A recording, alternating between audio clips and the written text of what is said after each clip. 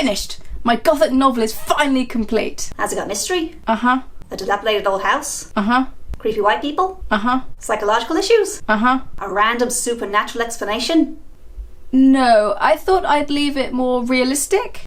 I guess I could slip something in. We'll make it quick. Get prints tomorrow.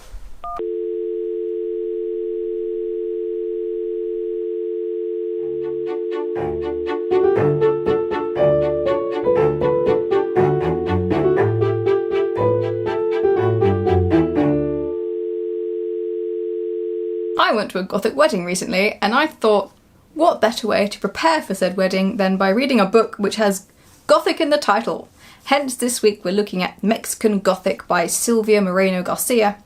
I think this book was quite popular a couple of years ago and obviously stuck in my mind because when I saw it in a charity shop I immediately decided I had to have it. It follows the character Naomi, who goes to visit her cousin Catalina after Catalina sends home these sort of concerning letters about her husband being abusive and trying to poison her and seeing ghosts. Naomi travels up to see her and realises that perhaps his letters are a little bit more serious than the delusions of a fantastical cousin. So Mexican Gothic is essentially Daphne du Maurier's Rebecca as told by H.P. Lovecraft. It begins as this very atmospheric psychological story in this weird old house full of weird people and a secret that no one wants to acknowledge. Then quite suddenly, Cthulhu. Except not actually Cthulhu. That would be weird. This is still a weird book though. I didn't realise it whilst reading it, but afterwards it clicked that actually this book is a very good example of modern Gothic literature. There are lists of themes and tropes that make up Gothic literature, and Mexican Gothic hits a lot of them. The setting and the plot line is just textbook Gothic literature. The woman coming to the mysterious house, isolated from other people, is thrown into a mystery surrounding a secret with hints of the supernatural mixing with psychological twists and turns. Nature is almost an antagonistic force in this novel. The sublime, which in general terms is sort of elevation excitement, but in literature there is an added caveat of exciting beyond one's capabilities. This sort of feeling we get when we see things like floods sweeping away towns, tsunamis, volcanoes, not necessarily positive things, but things that make us feel something bigger than ourselves. And this book managed to capture that at times as well. So as a piece of literature, it's actually fascinating. It was also clearly written with care. There are some brilliant word choices going on in here, and the build-up was, I think, excellent. I suppose some people might find it a bit slow as nothing huge happens for quite a while, but I enjoyed it. It sort of had echoes of The Yellow Wallpaper by Charlotte Perkins Gilman, which is a Gothic novella about a woman going mad because of this wallpaper lining the room in which she's confined, ironically, to help cure her temporary nervous disposition. And this is referenced, I think, both implicitly through the character of Catalina and her medical and mental issues, and also explicitly through Naomi's musings on the wallpaper inside the house. I think maybe it was accidental, but it seemed purposeful to me. And finally, so the twist is really weird, like really weird, and yet I have to put it in my positives list because I somehow guessed it.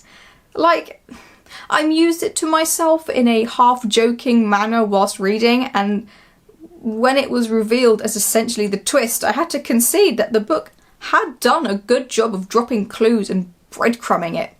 So it just goes to show that anything and everything can work. You just need to put in the effort to make it work. And Moreno-Garcia did just that. So despite the beautiful language used, I did find the actual writing, sort of down the sentence structure level, a little inelegant, which was disappointing. I was also disappointed in the lack of Mexican identity, which is odd because there was this undercurrent of sort of eugenics and race and prejudice and that, especially in the conversations between Naomi and Mr. Doyle, who's the head of the household. but it didn't permeate the rest of the book. I suppose in part it was because this started with a sort of Great Gatsby-esque costume party and continued on to this English family living in an English manner, so English that they had English soil brought over for the foundations. So the Mexican aspects were doomed from the start, essentially. Then again, that is possibly the point, as this is set just after the Mexican Revolution, I think. They keep talking about a revolution. When the Mexican people were probably just trying to rediscover their national and cultural identity. So maybe this lack of Mexican identity was on purpose to illustrate that. But it is still a little disappointing to have it called Mexican Gothic and then the Mexican elements just weren't there as much as I would have liked. So I very much enjoyed this book, but I suppose I can see why some people might not. I think if you don't like too much build-up, you probably won't like it so much. And also, if you prefer your solutions to be psychological instead of supernatural, you'll find the ending a bit silly. But if you're willing to stick it out and throw caution to the wind, then by all means, give it a read. It is a fascinating piece of literature, both from a Gothic perspective and from a how you can make random endings sort of work perspective. So yeah, that's my thoughts on this book.